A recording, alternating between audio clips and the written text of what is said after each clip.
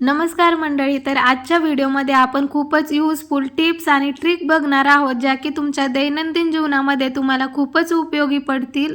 तर video skip न करता शेवटपर्यंत नक्की बघा। चला तर मग व्हिडिओला सुरुवात करूया। तर इथे आपली पहिली आणि महत्त्वाची टिप अशी आहे की लहान मुले घरामध्ये असली की आपल्याला भरपूर अशा समस्या येतात आणि आपल्याला त्या स्मार्ट पद्धतीने सोडाव्या लागतात। जसं की आपल्या घरामध्ये लहान मुलं असले की ते हातावरती, तोंडावरती, भिंतीवरती किंवा अशा कपड्यांवरती पेनाचे डाग पाडतात। जसं की हे डाग जर आपण साबणाने धुवायला गेलो तर अजिबात हे निघत नाही। तर त्यासाठी एक छोटंसं काम करा, जेणेकरून कितीही मोठा कितीही जुना डाग एकदम सहज निघेल।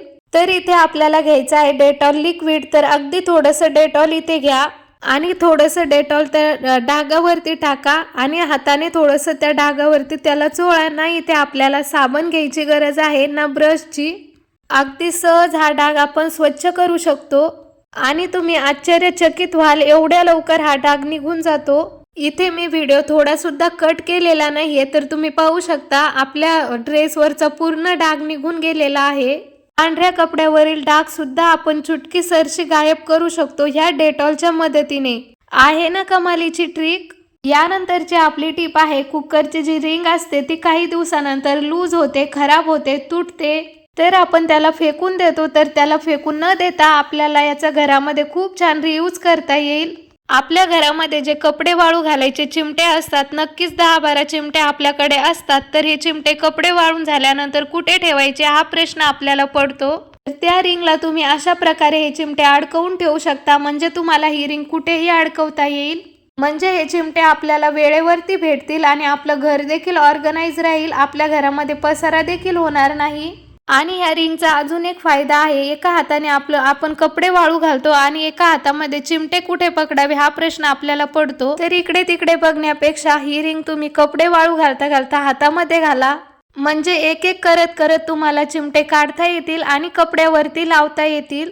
म्हणजे असं वेगळं काही घ्यायची तुम्हाला गरज पडणार नाही, कुणाची मदत लागणार नाही। यामुळे आपल्या कुकरच्या रिंगचा डबल फायदा होईल। यानंतरची आपली जी टिप आहे ती बलूनसाठी। पार्टी झाली, बर्थडे पार्टी, आजकाल काही असो बलूनचं प्रमाण वापरण्याचं खूप वाढलेलं आहे। काही ना काही सेलिब्रेशन होत राहतं आणि आपण हे वापरून झालेले बलून असेच फेकून देतो।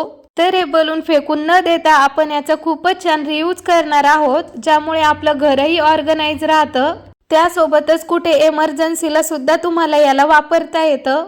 तर इथे पहा, मी एक असा वापरलेला बलून घेतलेला आहे आणि त्याला असं कट केलेला आहे। आता इथे पहा, तुम्ही ह्या बलूनचा रबर म्हणून सुद्धा उपयोग करू शकता, जेणेकरून घरातली कोणतीही गोष्ट बांधून ठेवण्यासाठी किंवा एकत्र सगळं ऑर्गनाइज करून ठेवण्यासाठी काम येईल।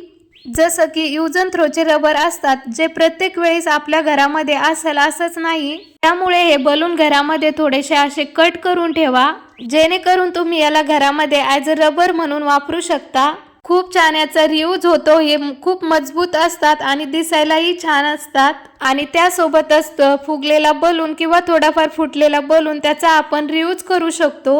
यानंतरची आपली टिप आहे तुपाबद्दल। तुपाला एक उकळी आली की त्यामध्ये 5 ते 6 तुळशीचे पानं टाकायचे।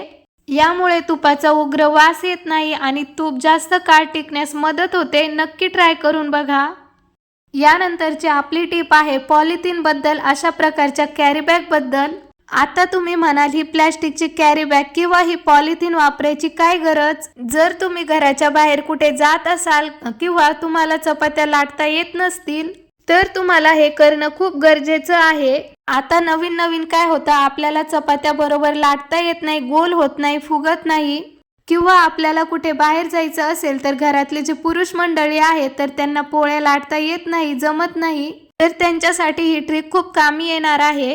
हॉस्टेल लाईफमध्ये किंवा मुलं कुठे रूम करून बाहेर राहत असतील तर त्यांना पोळ्या लाटण्याची गरज पडणार नाही।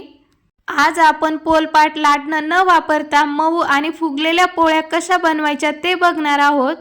अगोदर मी एक कॅरी बॅग अशी कट करून घेतली आणि खालच्या भागाला आणि वरच्या भागाला थोडंसं तेल लावून घेतलं। यामुळे पोळी जी आहे ती कॅरी बॅगला चिटकणार नाही। आणि कणिक छान मळून घ्या, थोडंसं पतलंच ठेवा आणि त्या कॅरी बॅग वरती एक कणकेचा गोळा ठेवा। त्यानंतर एक प्लेट घ्या आणि प्लेटने अशा प्रकारे त्यावरती थोडंसं असं प्रेस करा। तर इथे तुम्ही पाहू शकता आपल्या छोट्या आकाराच्या पोळ्या इथे खूप छान तयार होतात। आणि अगदी पातळ होतात. अशा कॅरी बॅग ऐवजी इथे तुम्ही तेलाचं पॉकेट किंवा दुधाचं पॉकेट सुद्धा वापरू शकता. तर इथे तुम्ही पाहू शकता आपण किती छान अशा चपात्या तयार करू शकतो. तर या मी तुम्हाला भाजून देखील दाखवणार आहे. किती छान मऊ अशा ह्या चपात्या होतात.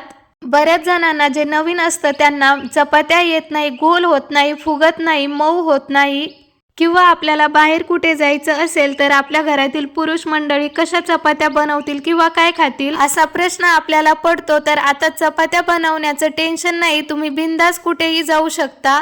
अशा प्रकारे मऊ लुसलुशीत चपात्या देखील त्यांना बनवता येतील, तेही पोलपाट बेलणं न वापरता. तर पाहू शकता ही चपाती किती छान झालेली आहे, एकदम मऊ लुसलुशीत झालेली आहे.